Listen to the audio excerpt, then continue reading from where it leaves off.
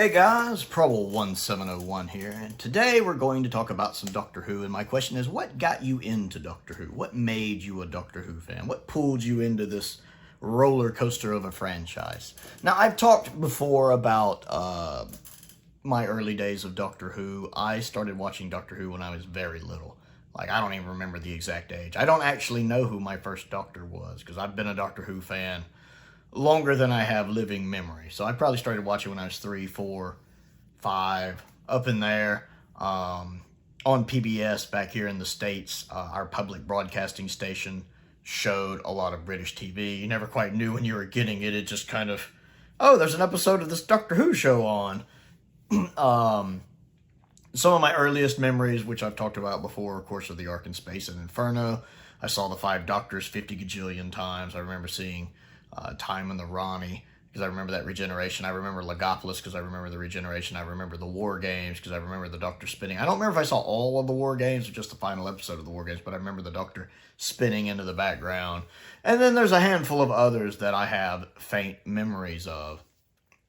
Now, in the 80s and 90s, Doctor Who wasn't like one of my top tier franchises, you know, especially in the 80s. You know, I was more into Thundercats and Transformers, because most of you have seen in some videos where I have Thundercats and Transformers collectibles around. He-Man, you know, the 80s was, I was born in the early 80s, and that was a heck of a time to be a kid when it comes to toys and video games, Metroid, Mega Man, Zelda, some of my favorite gaming franchises. I just finished beating Tears of the Kingdom for the first time. Great game. Hard game at times, but great game. And then I was always more into, say, Star Trek and Star Wars when I was little. I got really into Babylon 5 in the 90s. Those were kind of my big three: Babylon 5, Star Trek, Star Wars. I do remember being really excited about the TV movie when it was announced and seeing the commercials for it on Fox, seeing the different commercials. Oh, we have a new Doctor, the 8th Doctor, ooh. You know, I'm not familiar with Paul McGann much. It was only later I realized I'd seen him in the Three Musketeers movie. Not that he's in that much, but I had seen that beforehand. But I remember being really fired up. None of my friends know what I was talking about, because my friends only knew what Doctor Who was because I'd mentioned the show to them briefly. I think probably when the TV movie was coming out, they didn't know what it was. That really, the only people that knew what it was that I knew was members of my family. I had an uncle who was a big fan of it, an aunt who was a big fan of it, and then the rest of my family was aware of it because the rest of my family knew they watched it. You know, my mother has like 4 siblings, so lots of aunts and uncles.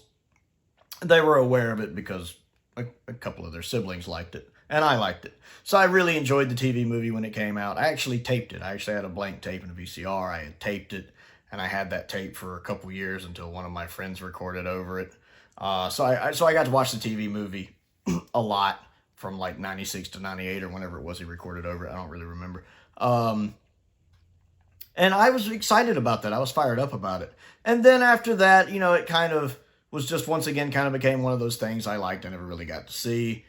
And then the Modern series got announced. And of course the Modern series kind of rejuvenated my love for the fandom, which I think the Modern series has to be given a lot of credit for getting Doctor Who's popularity to where it was for a long time.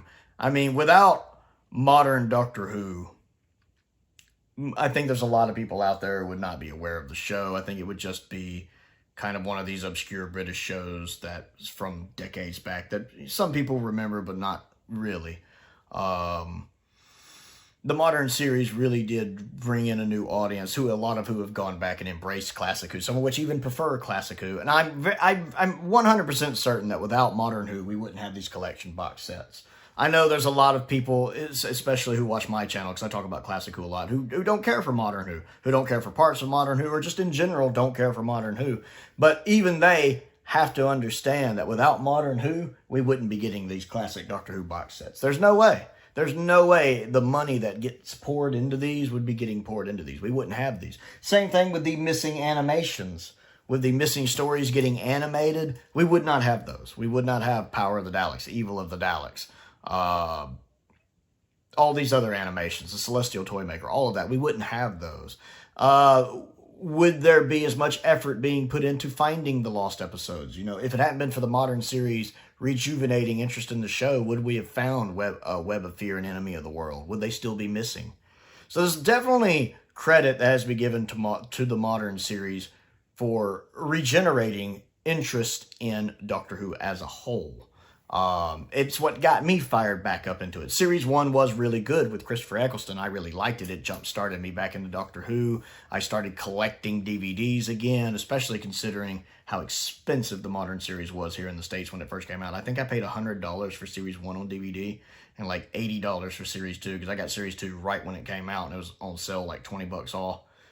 That's what I tried to do when the series first came out back in like the Tenet era, because usually they would have a sale for like $20 off or something, so I could get it for like 80 bucks.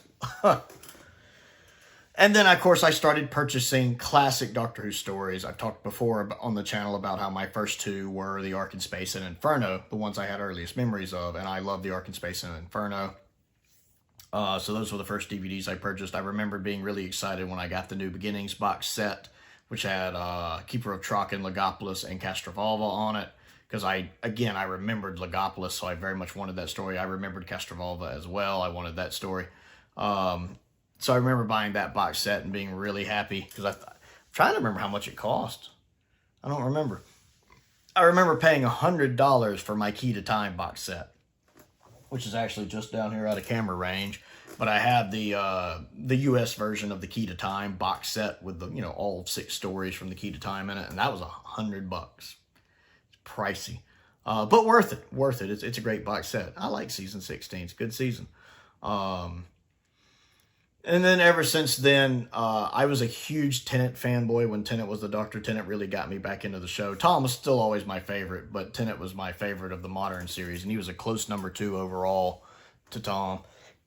Now, of course, that's changed, but that's really only changed in the past, like, 4 years or so, maybe. Like, Tennant was my solid number 2 for, gosh, probably 12 or 13 years, which is a testament to how good he played that role.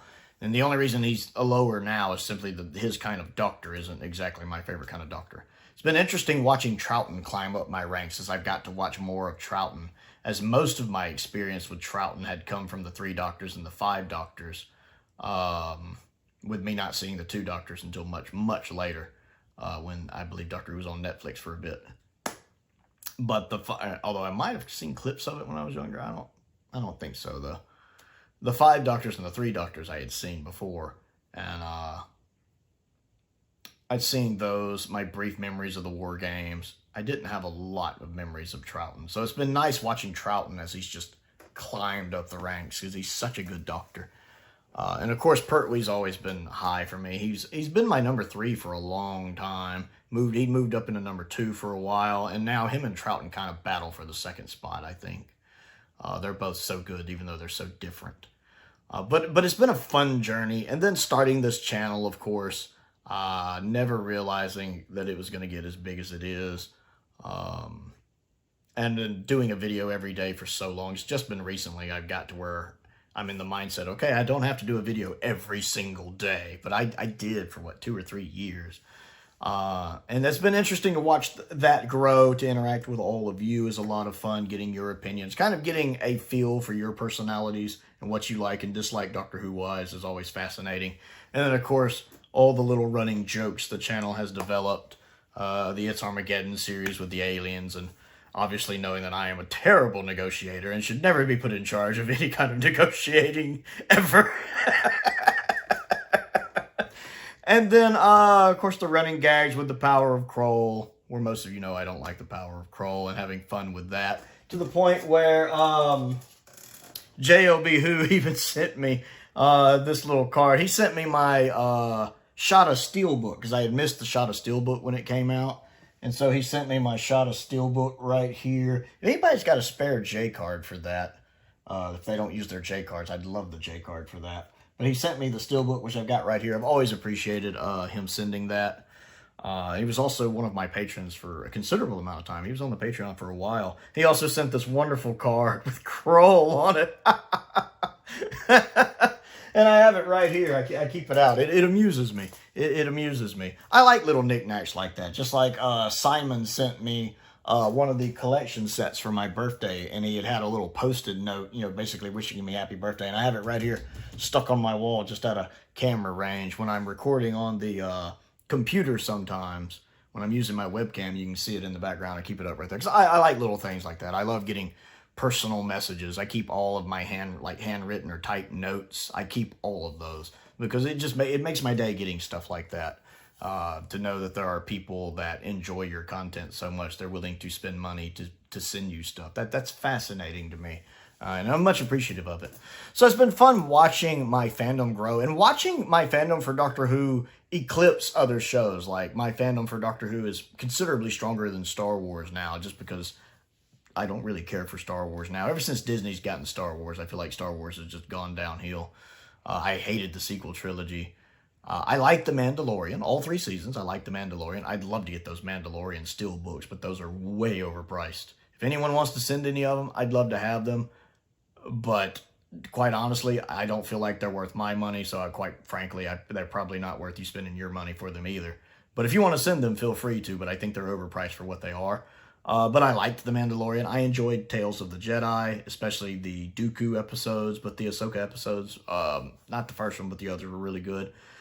But I just never really got into the other shows. I need to watch Andor, but I just don't have that much of a love for Star Wars anymore. Some of you are aware that my original YouTube channel, which is just called Prowl 1701, is a Star Wars channel. It's a lightsaber channel. I used to buy lightsaber replicas and review them. I still have some of them.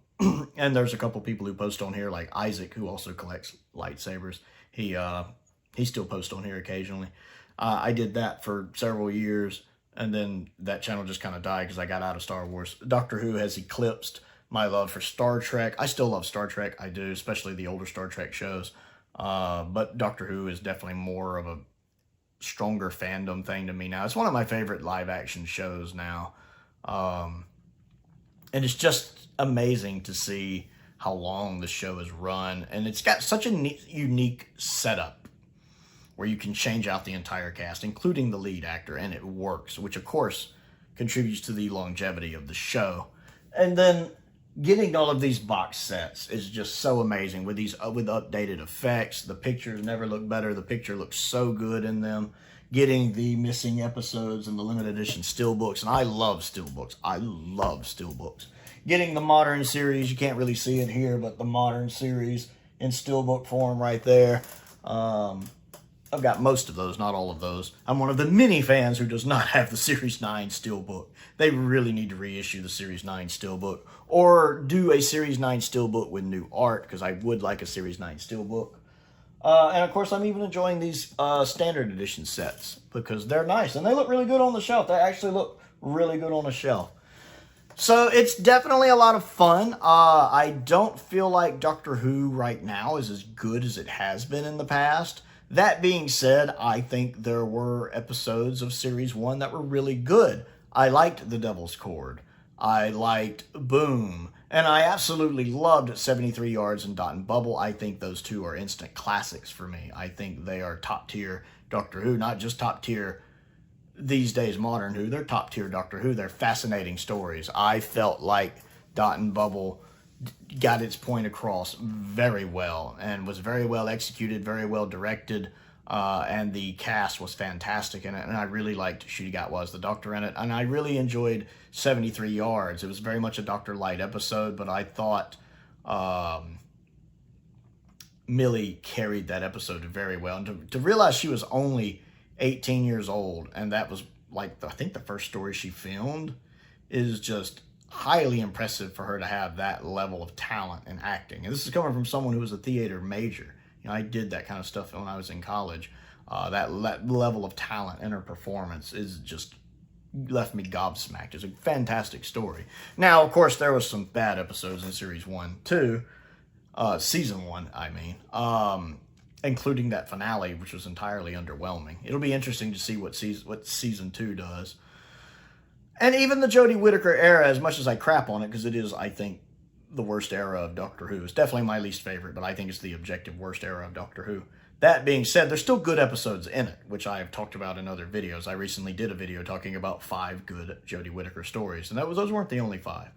But I do think she's a weak Doctor. So it's been interesting to watch my love for this series change over the decades, over the years even, and even over just the past few years.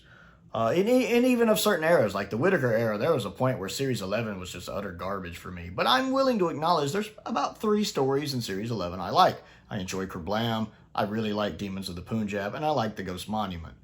The rest of it's pretty much crap. Like crap. But there are some diamonds in the toilet bowl there, at least. It's just whether or not it's worth fishing them out, you know, going through the rest of the turds to get to them. But yeah, that's kind of it. I kind of just want to know what got you into the show. What made you a fan of Doctor Who? What era did you come in to Doctor Who? And how do you feel about it now? How has your opinion of Doctor Who changed over the years or over the decades? If you started with modern Who, like the Tennant era or the Matt Smith era, have you gone back and watched Classic Who? What do you think of Classic Who in relation to that? Do you now prefer Classic Who? Comment down below and tell me your Doctor Who story. Let's talk about it. Don't forget to click the like button, the subscribe button as well.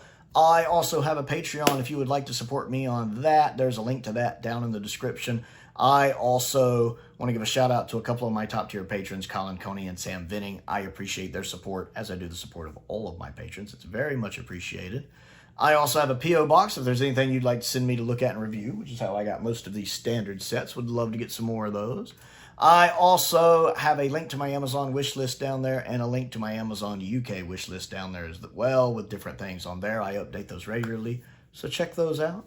Most importantly, thank you for watching.